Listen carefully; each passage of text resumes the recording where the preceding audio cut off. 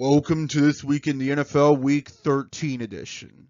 Get ready for some garbage. Ladies and gentlemen, the Packers are back. It turns out Dan Campbell is pretty ineffective when he's not converting fourth down conversions. Who knew? If this game is the reason the Lions missed the playoffs, oof, I don't even want to know about it. I've been proven wrong once again. The Chiefs are, in fact, inevitable. Will they miss the playoffs? Believe it or not, I'm still not fully sold on them missing yet. Lose to Houston, though?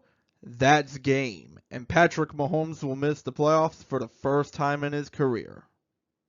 Ladies and gentlemen, Joe Burrow is back, and he's ready to kick some tail. Seriously, that was actually kind of pathetic there, Baltimore. What happened? At the end of the day, though, somebody has to win the AFC North, so it might as well be the Bengals. But they pretty much have to win out to make it even, so let's not get ahead of ourselves here. Congratulations, Chicago. I now officially declare you legit. After that showing in Philly, you've most certainly earned it. As well as number one in the entire NFC. I wasn't expecting that. You now are about to go on a date with the Green Bay Packers. Good luck with that. You're gonna need it. Well, Shader Sanders has officially come back down to earth. The most interesting thing about this game by far is the AP News article calling it his home debut, which it was certainly not. Or have they just conveniently forgot about his bout with the Ravens? Not much more to say here other than San Francisco was clearly the better team. Well, of all the things this game could have ended with, a pick 2 was not on my bingo card. The Saints just keep finding ways to surprise and not surprise me at the same time. They even recovered an onside kick, but failed to get a single yard in 3 tries to lose the game. Nice. Just when I get slightly excited for this team, there are about 10 other things that pile on my excitement to make me lose all hope in football. Oh dear, I see the magic hat has run out. Unfortunately, Daniel Jones ended up losing the touch he had during the first part of the NFL season, and now the Colts seem like they're in an absolute tailspin. Meanwhile, Houston actually looks like they could be in the playoffs now. Then again, you still have the Chiefs to go, so I'm not too gung-ho on them just yet. Come back next week and I'll have more to talk about them. Well, and the biggest twist of all, it turns out that consistent inconsistency is indeed enough to lead an AFC South that saw Indy lead for so long before crashing and burning, losing 3 of their last 4 games. And this is the week before Jacksonville takes on Indianapolis in Jacksonville. Jacksonville has all the momentum in the world and hasn't lost at home to the Colts in a few years. So congratulations to Indianapolis for winning that clash. Hopefully that'll cover up, or at least balance out, my incorrect statements about the Chiefs. And with that, Tennessee is officially eliminated from the playoffs. The only real surprise is how you managed to outlast the Giants in this playoff race.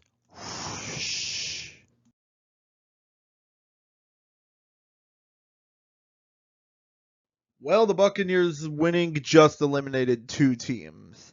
Arizona was functionally eliminated the moment they lost to Tennessee. New Orleans is currently going through a rebuild and didn't really have hopes for playoffs in the first place.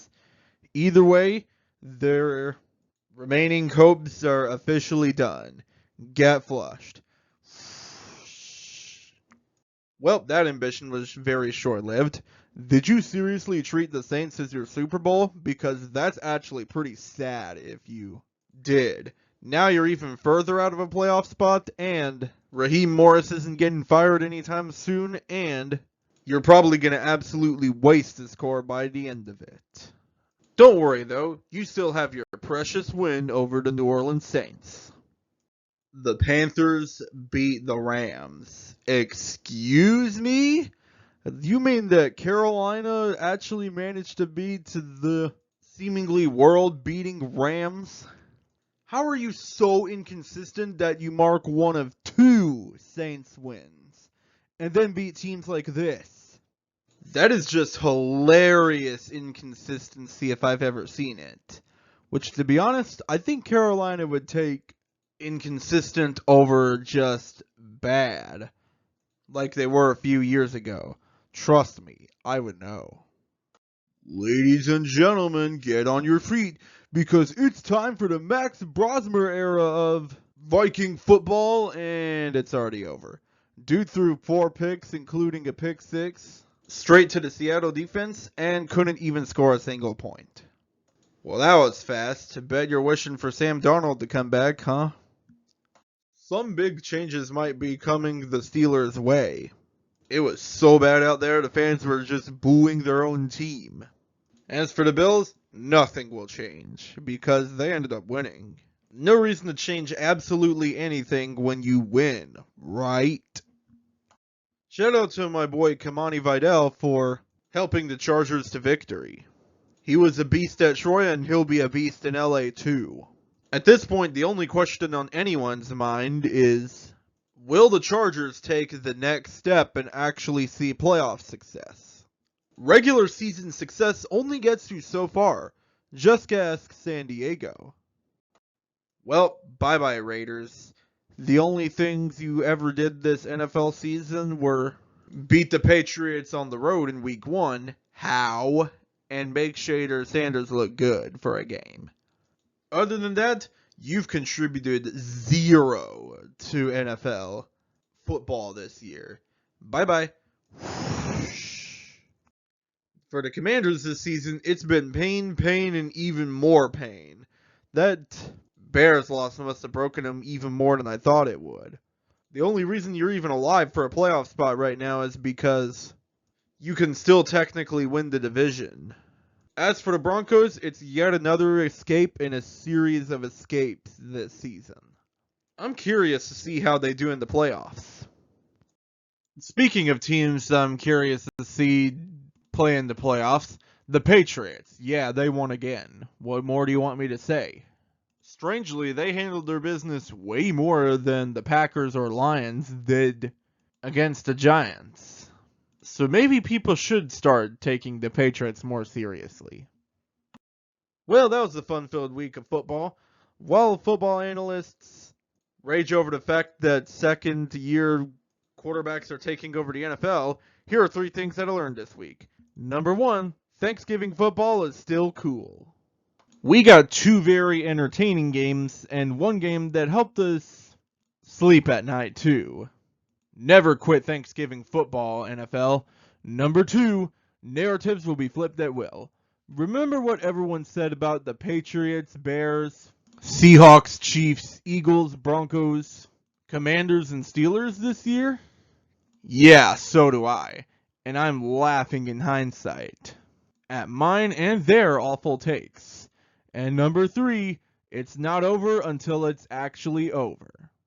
People thought the AFC South and North were wrapped up by October. Think again, Buster. Now, other teams lead those divisions. I wonder if this will happen with the Patriots as well. Well, anyway, that'll do it. Thanks for watching, guys. Be sure to like, subscribe, comment, share, ring the bell, and don't forget about John 3:16. And I'll see you next time. Psalms chapter 34, verses 17 and 18. The Lord hears his people when they call to him for help. He rescues them from all their troubles. The Lord is close to the brokenhearted. He rescues those whose spirits are crushed. If you ever need help in life, God's got your back.